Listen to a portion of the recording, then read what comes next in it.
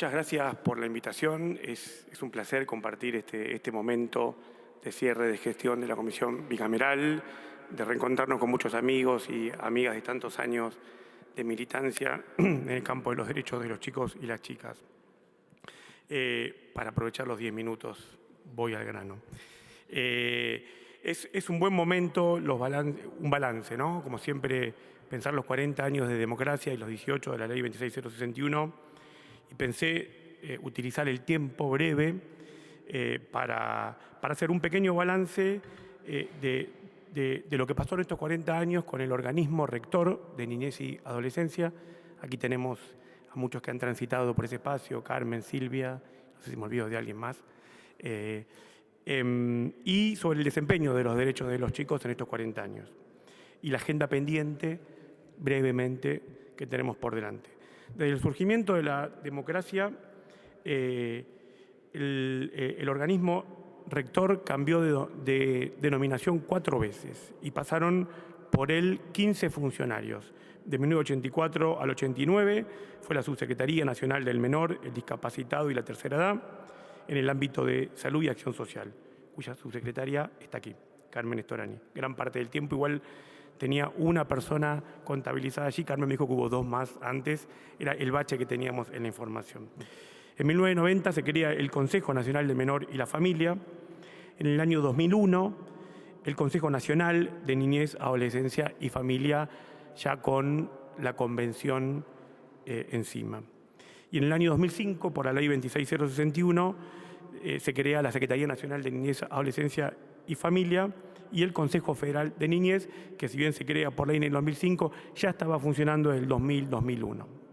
Entonces, en el transcurso de estos 40 años hubo otros avances en el campo de los derechos. Sin duda, el cuestionamiento a la política tutelar que implicó la derogación de la ley 1903 de 1919 fue un enorme avance. Por ahí, para los que no la conocen, esta ley facultaba al Estado intervenir así los chicos sean autores de delitos, sean víctimas de delitos o simplemente pobres. Para todos era la misma lógica, la institucionalización, con un fuerte predominio de la justicia de menores. Y las áreas del Ejecutivo de Niñez y Adolescencia eran secundarias, ¿no?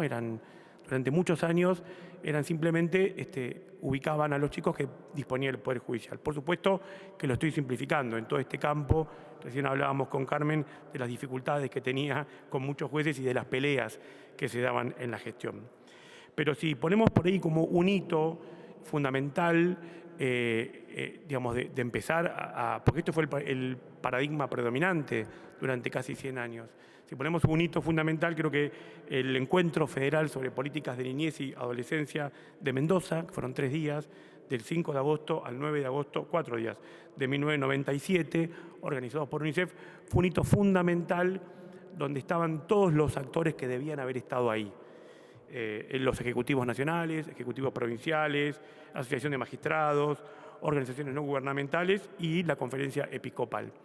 Esto, nos da la pauta que, ya anticipando la agenda pendiente que tenemos en materia de niñez y adolescencia, que para desterrar un paradigma como fue el de la cultura tutelar, hizo falta que nos juntemos todos los que pensábamos igual. Creo que por ahí en este momento de hacer un balance es necesario no pensar en las leyes de fulano, en las políticas de sultano, sino pensar en una agenda de políticas públicas, y este es el espacio fundamental.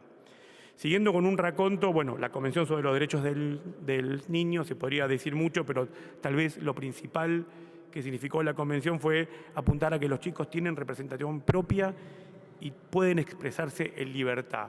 El derecho a ser oído en materia de chicos y chicas de la Convención llegó para quedarse, además del interés superior del niño y otros derechos.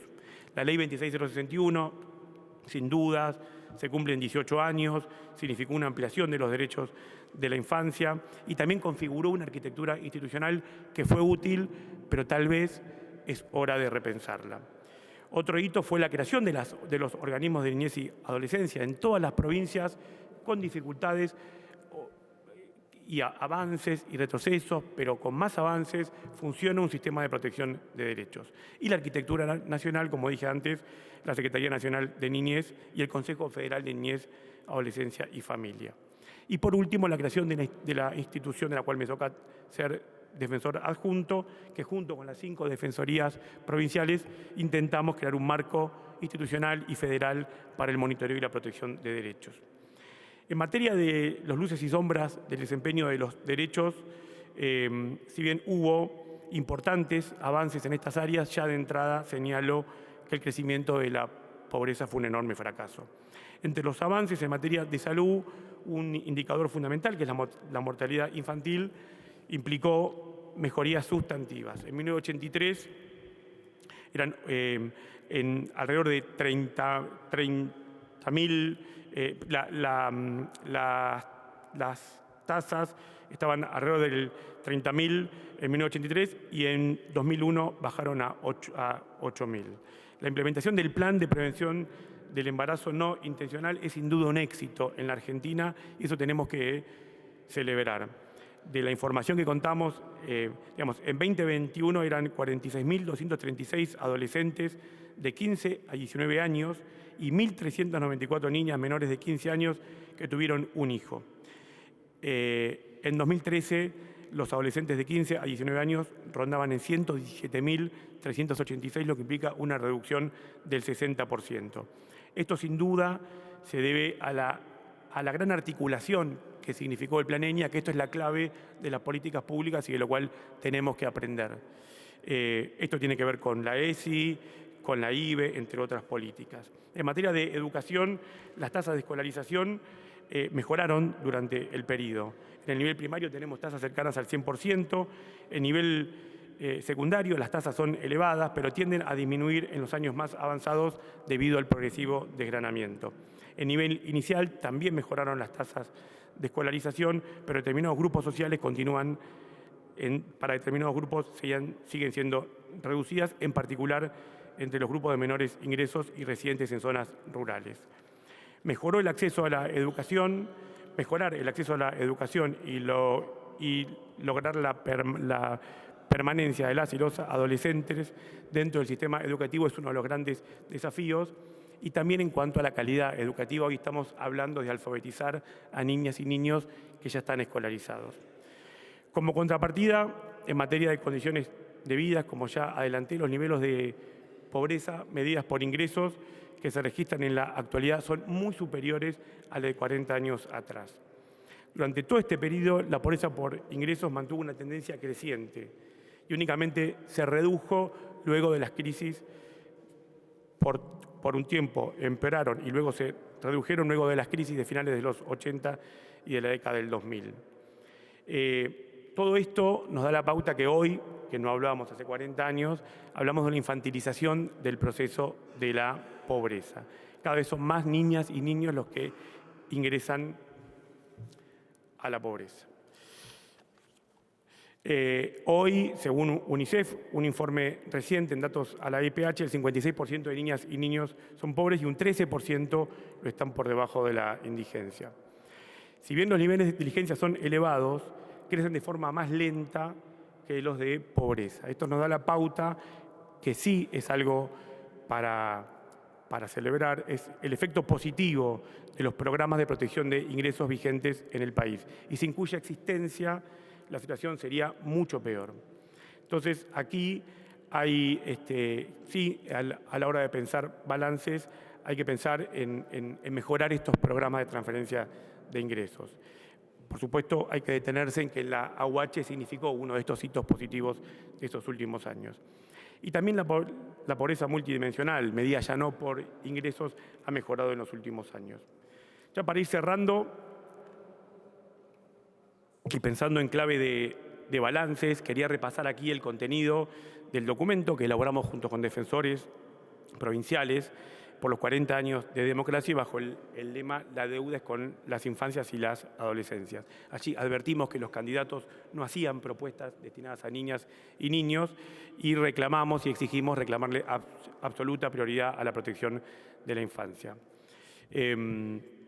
En concreto, en materia de presupuesto, gracias a que el gasto público, este también es otro avance dirigido a las infancias y las adolescencias, es mirado de manera transversal, podemos ver y comparar en los presupuestos año a año y evaluar las variaciones o posibles recortes.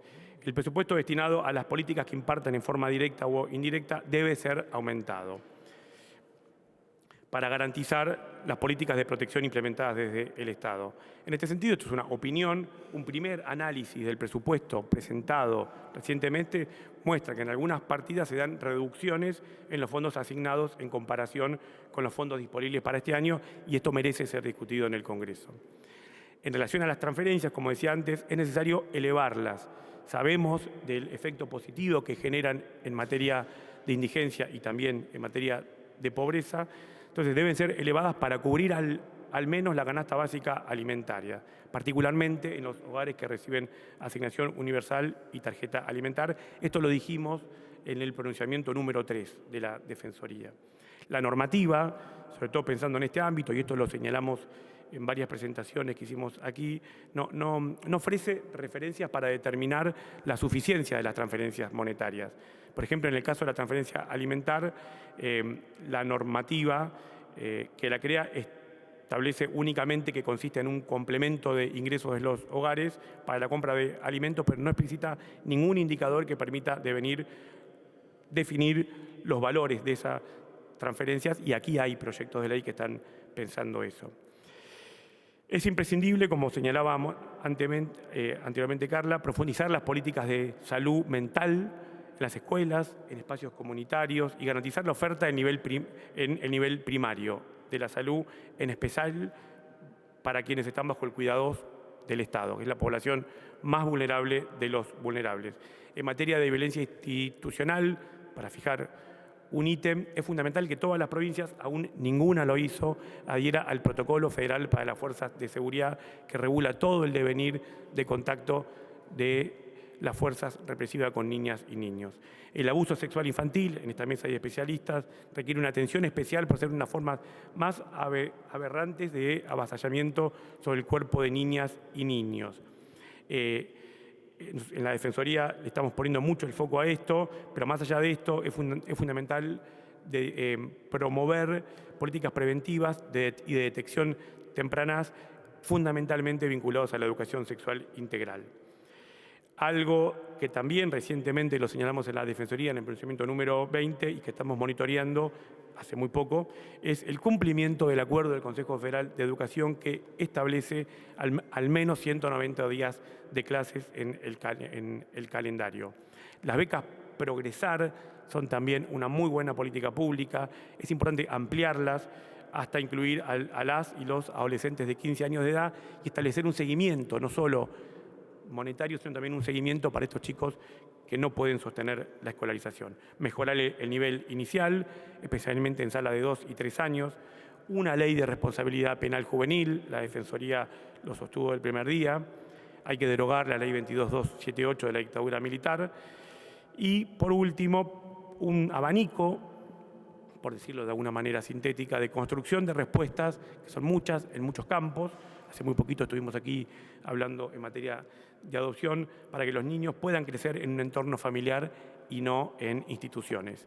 Digamos, esto es una apretada síntesis, quise ceñirme a los 10 minutos, pero en nuestro informe de gestión, en el documento de los 40 años, tenemos los otros temas que aquí no dijimos. Bueno, no me explayo más y muchas gracias por esta oportunidad.